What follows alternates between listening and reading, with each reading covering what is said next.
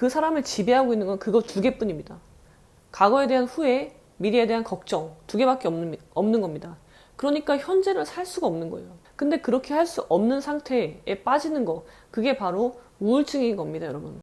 계속 반복되는 거예요, 시간이.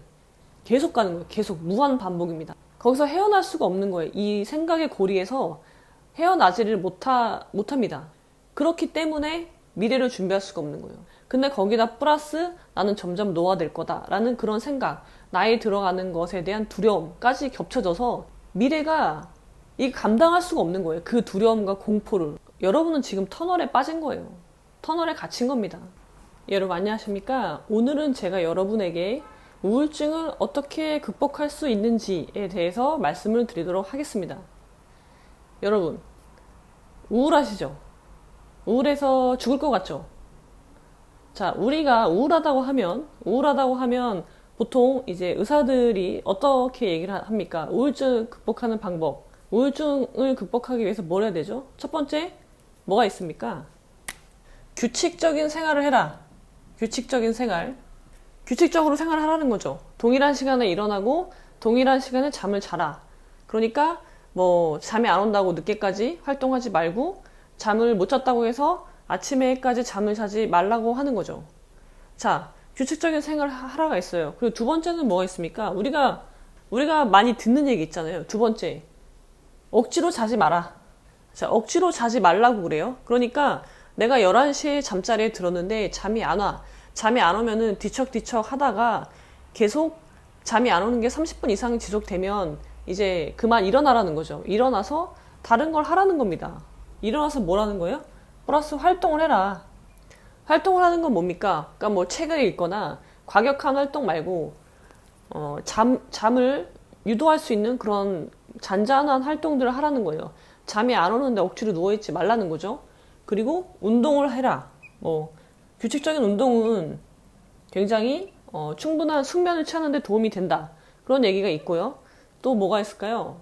이 정도? 이 정도가 얘기가 나오는 것 같아요. 그리고 나머지 것들은 뭐 자질구레한 것들 있잖아요. 뭐 자기 전에 핸드폰을 보지 마라. 그런 것들 잠을 방해한다. 핸드폰을 하면 그런 말들이 있습니다. 자, 이런 말들이 있어요.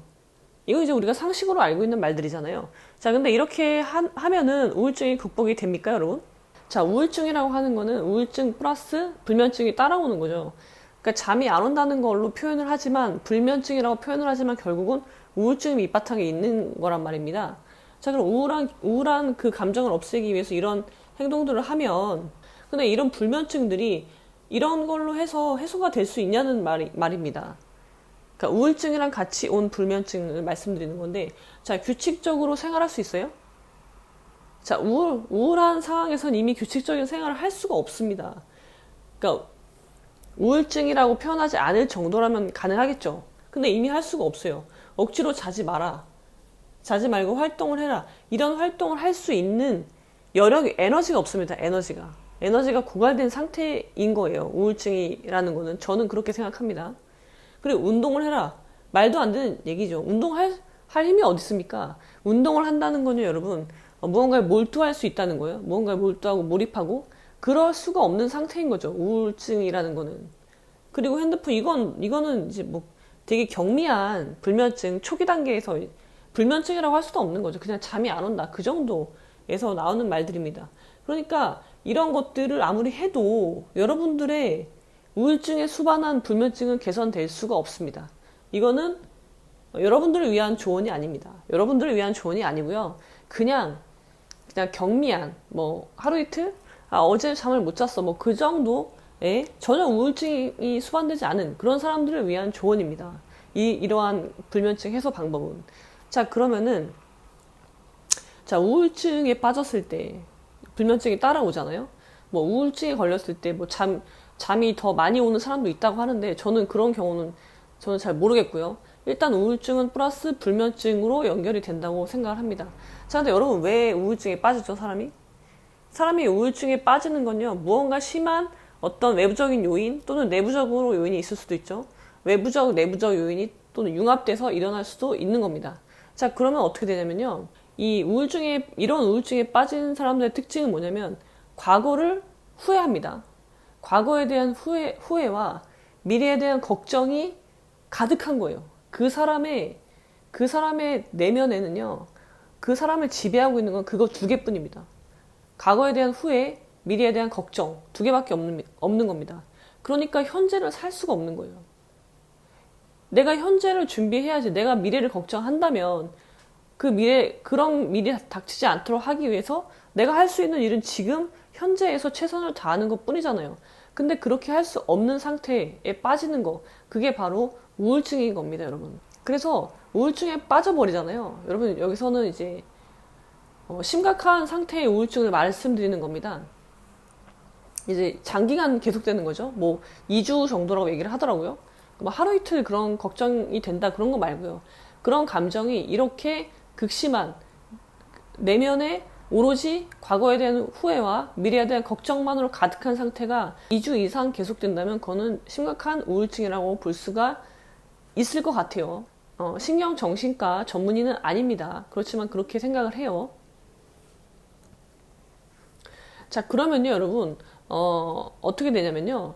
자, 과거에 대한 후회를 한다는 거는, 나를 이렇게 힘들게 만든, 아니면 지금의 내 상태를 만든 그 당시, 과거로 돌아갑니다, 항상. 그러니까 머릿속이 그렇다는 거예요. 머릿속이 항상 과거로 돌아가요. 과거에 어떤 특정 시점이 있어요. 그 사람을 괴롭히는 그 특정 시점으로 돌아갑니다. 언제나 사고는 거기로 돌아가요. 그리고 그거를 후회하는 거예요. 내가 그때 이렇게 하지 않았으면, 아니면 내 주변에 누군가가 나한테 어떤 조언을 해줬더라면, 아니면 얘가 이렇게 하지 않았더라면 나는 지금 이러지 않았을 텐데 라는 것이 그 시간 순서대로 그때로 돌아가서 계속 그걸 반복하는 거예요. 그래서 이렇게 다시 오는 거죠. 그러면서 그 과정이 그렇게 하지 못했던 과거가 화가 나는 겁니다. 후회와 화가 합쳐져서 이 사람의 지금 내면을 우울증으로 가득하게 만드는 거예요. 그래서 우울증에 걸린 사람이 불면증에 빠지는 이유는 잠을 잘 수가 없는 게, 항상 뇌가요, 여러분. 뇌가 쉬어줘야 되는데 뇌가 쉬지를 못하고 계속 그 과거의 특정 시점으로 가는 거예요. 타임머신을 탄 것처럼, 무간도처럼 계속 반복되는 거예요, 시간이. 그래, 한 번 생각할 수 있죠. 한두 번은 우리가 살면서 내가 그때 그랬으면 좋았을 텐데, 그렇게 할 수 있죠. 한두 번 할 수 있습니다. 근데 우울증에 빠져버린 사람은요, 계속 가는 거예요. 계속 무한 반복입니다. 이게 거기서 헤어날 수가 없는 거예요. 이 생각의 고리에서 헤어나지를 못합니다. 그렇기 때문에 미래를 준비할 수가 없는 거예요. 내가 과거에 잘못된 선택을 했고, 그것 때문에 내가 지금 이런 상태에 왔고, 그래서 나는 더 이상 앞으로 미래를 살 용기가 없고 자신이 없게 되는 거죠. 그래서 계속 나의 두뇌는 계속 이렇게 돌고 있으면서 미래에 대해서 준비를 지금 못하고 있죠. 당연히 이 상태에서는 미래를 준비할 수 없죠. 미래가 다가오는 게 두려울 수밖에 없는 겁니다. 그리고 거기다가 플러스 뭐냐면 나이가 들어가잖아요. 미래가 온다는 거는 여러분들이 나이를 먹는다는 걸 의미합니다. 자, 근데 나이를 먹으면 어떻게 되죠? 사람이 아무리 건강한 사람도 나이를 먹으면 하나씩 노화가 발생합니다. 노화가 시작돼요. 뭐 솔직히 사람은 20세 이후부터는 노화가 시작된다고 하더라고요.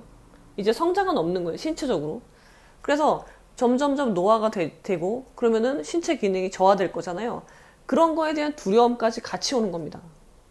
자, 내가 지금 과거로 계속 회귀하면서 여기에 고리에 빠져버렸어요. 이 순환의 고리에 빠져버린 상태에서는 미래를 준비하지 못하죠.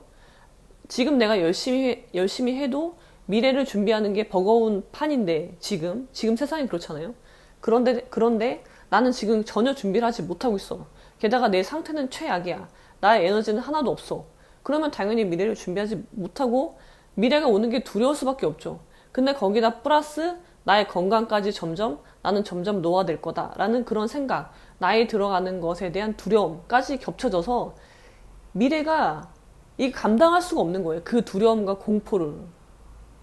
그래서 여러분, 두 가지 현상이 있는 거죠. 과거로 계속 회귀하는 거에서 벗어나지 못하는 괴로움과 그런 미래가 다가오는 두려움과 공포 때문에 이 사람의 내면에는요, 그러니까 패닉 상태가 되는 겁니다. 아무것도 할 수가 없는 거예요.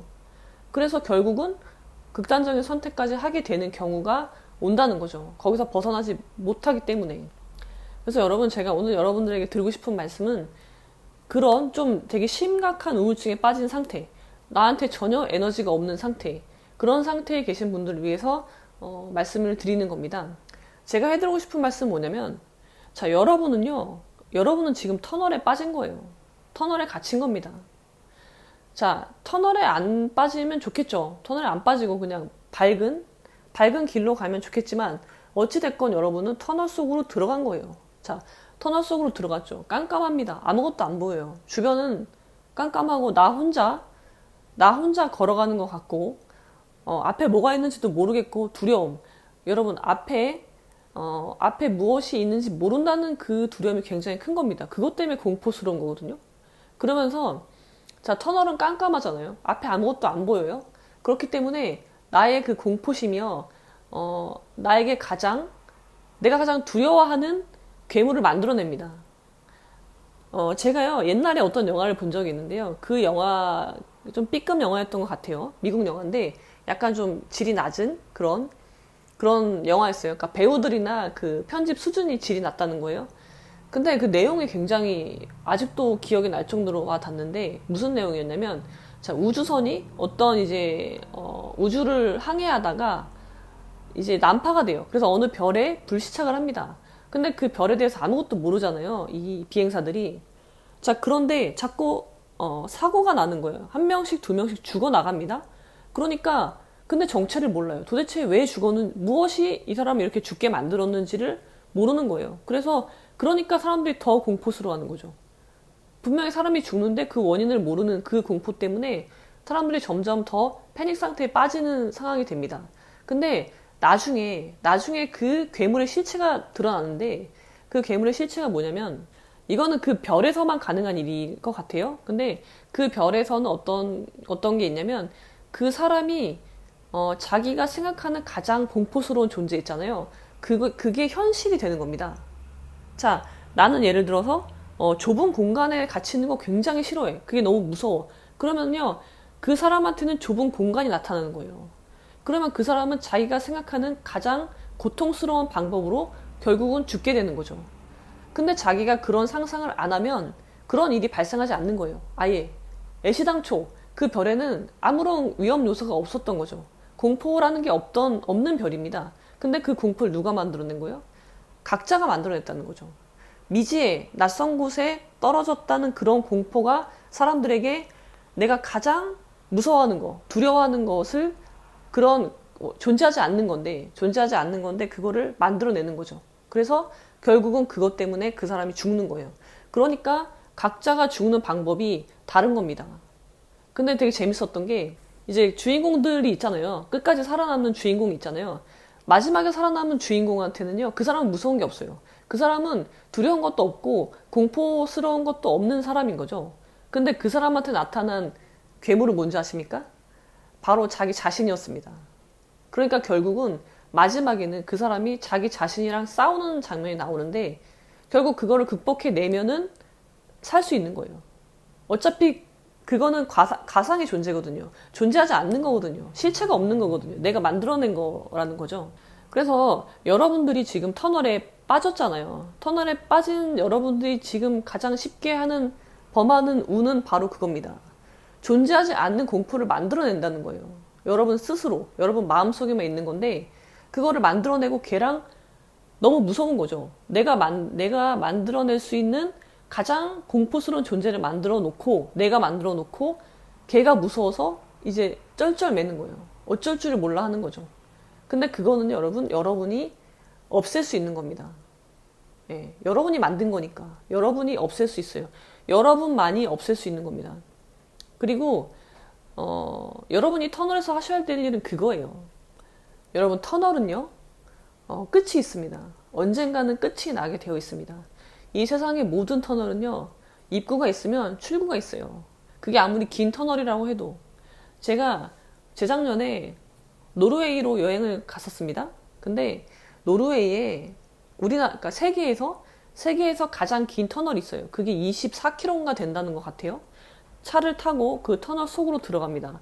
자, 24km면 굉장히 길어요. 그리고 그 터널은요, 안에 교차로까지 있습니다. 그러니까 너무 기니까 상행과 하행선만 있는 게 아니라 중간에 이렇게 원형 교차로 같은 게 있어요. 그런 것까지 있고 그렇게 하면서 엄청나게 긴 터널입니다. 근데 여러분 그 터널도요 끝이 있다는 거죠. 분명히 여러분이 빠진 그 터널은요 끝이 있고요. 끝에 다가가면요 분명히 빛이 보입니다.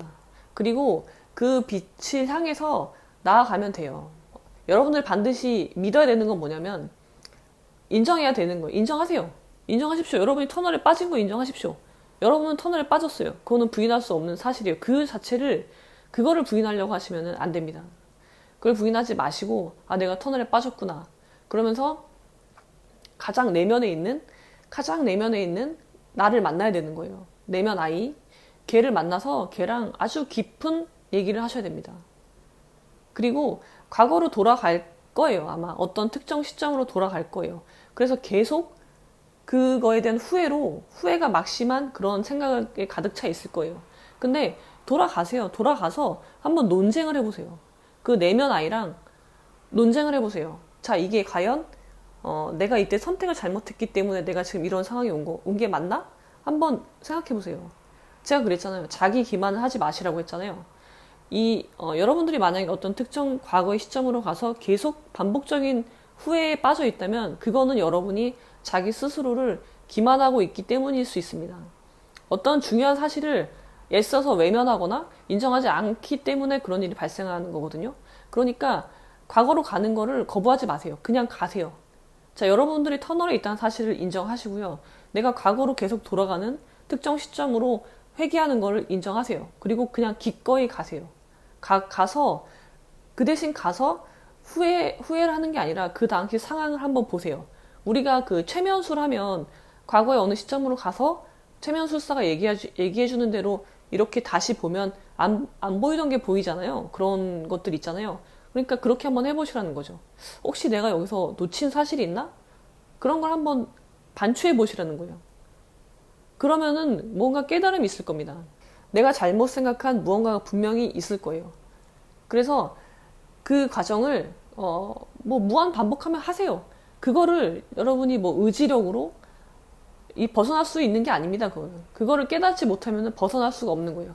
여러분들이 우울증 약을 먹어요? 우울증 약을 먹는다고 해서 그게 도움을 줄 수는 있겠지만 너무 힘든 상황에 아니면 잠이 안 오는 상황을 도움을 받을 수는 있겠지만 그 과정을 안 하면요 다시 또 그 상태로 빠질 수 있다는 거죠.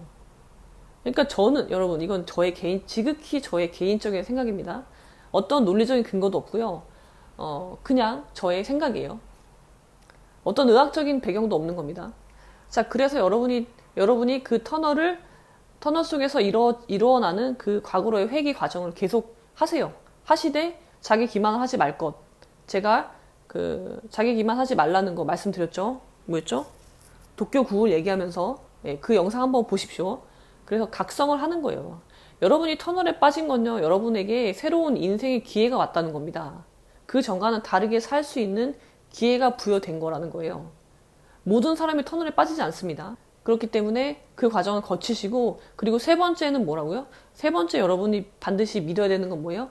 이 터널은 분명히 끝이 있다는 겁니다. 이 터널은 여러분이 죽을 때까지 반복되는 게 아니에요. 세상에 그런 터널은 존재하지 않습니다. 모든 터널은요, 분명히 출구가 있고요. 여러분은 그 출구를 향해서 나아가고 있는 거예요. 왜냐하면 터널은요, 입구랑 출구로 연결되어 있는 거예요. 그 미로가 아닙니다. 터널은 미로가 아니에요. 그냥 앞으로 나가면 언젠간 출구가 나오게 되어 있어요. 그러니까 출구를 향해서 여러분이 나아가고 있다는 사실을 인정하십시오. 괜히 그거를 거부하지 마시고 이 세 가지만 잘 따르시면요, 그 순간이 고통스럽겠지만 여러분은 분명히 그 터널에서 벗어날 수가 있고요. 그리고 이 과정을 잘 하셨으면 분명히 터널에 들어가기 전과 터널에서 나온 후에 당신은 분명히 달라져 있을 겁니다. 저는 그렇게 생각하고요. 제가 책을 하나 소개시켜 드릴게요. 이게 종교서적인데요. 싫어하시는 분들도 있겠지만 제목은요, 모든 일에는 때가 있다라는 겁니다. 자, 이거는 성경 구절에 대해서 코엘레서라는 성경 구절에 하늘 아래 모든 것에는 시기가 있고 모든 일에는 때가 있다라는 그 구절이 쭉 나오거든요. 그거에 대해서 하나씩 하나씩 설명을 해놓은 책인데요. 이거를 제가 강추를 드립니다. 이 책을 한번 읽어보십시오. 그러면은 지금 터널에 빠지신 분들에게 좀 힘이 될 거라고 생각해요. 분명히 터널을 벗어나는 데 있어서 힘이 될 수 있는 책입니다. 제가 몇몇 부분을 읽어드릴게요. 들어보십시오. 여러분들이 터널에 빠졌을 때는요, 우리가 죽을 때라고 표현할 수 있어요. 여러분, 죽을 때는요, 뭐라고? 확실히 죽어야 됩니다. 죽지 않으려고, 살으려고 발버둥 치시면 안 돼요. 제가 그랬잖아요. 밑바닥은 단단하다고 했죠. 늪에 빠졌을 때요, 늪의 밑바닥은 단단해요. 최대한 빨리 밑바닥까지 내려가라는 거죠. 그래야지 올라올 수 있다고 했죠. 여러분은 지금 죽을 때예요. 죽을 때는요, 확실하게 죽어줘야 됩니다. 어떻게? 죽음 없이는요, 결코 메마른 무덤에서 일어나 새로운 삶의 빛으로 나아갈 수 없습니다. 죽음은 삶보다 더 보편적입니다. 모두가 죽지만 모두가 사는 것은 아닙니다. 그러니까 여러분, 우리가 다 살고 있지만 다 사는 게 아니라는 거죠. 우리가 과연 자기 자신을, 자기의 고유한 삶을 살고 있느냐? 그런 사람이 얼마나 될까요? 그런 사람이 많지 않다고 저는 생각합니다. 그렇다면 그 사람은 살고 있는 게 아니라는 거죠. 그래서 여러분이 터널에 빠진 거는 여러분이 기존에 내가 아닌 삶을 살고 있던 거를 죽여야 될 때라는 겁니다. 죽을 때라는 거죠. 확실하게 죽이고 새롭게 정말 살 수 있는 거죠. 그래서 여러분, 제가 여러분들에게 지금 드리는 말씀은 기분 좋으라고 드리는 위로의 말씀이 절대 아니고요. 이게 진리입니다. 진리고 사실을 말씀드렸습니다. 그리고 터널에 빠지신 분들은 제가 아까 말씀드린 3가지 그것대로 꼭 하시면 터널에 빠진 시간을 아깝지 않고 터널에 빠진 시간 동안 그동안 여러분이 받는 고통과 괴로운 시간들을 결국 여러분 자신을 발견하는 그런 아주 유용한 아주 값진 시간으로 만들 수 있습니다. 자, 이 책은요, 저도 굉장히, 그러니까 문구 하나하나가 얇은 책이고요. 얇은데 문장 하나하나가 진짜 되게 철학적이고 깊이가 있는 책이라고 생각을 해요. 그래서 한번 여러분들 읽어보십시오. 자, 그럼 오늘은 여기까지. 구독, 좋아요, 공유, 댓글은 사랑입니다. 오늘은 나, 내일은 내일은 너.